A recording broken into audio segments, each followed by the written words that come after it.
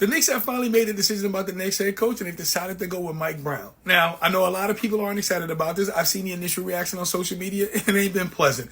A lot of people have been shaking their heads about this. A lot of people think this is a horrible decision. A lot of people do not like Mike Brown as a coach. I think he can coach. I think Mike Brown has done a phenomenal job during his career. I think he's a coach that sometimes his voice gets a little stale and the players tune him out after a while.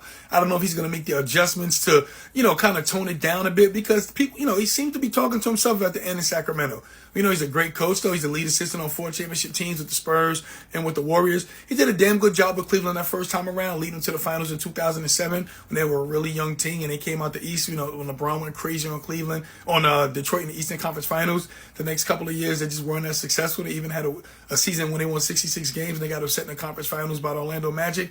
So he can coach ball.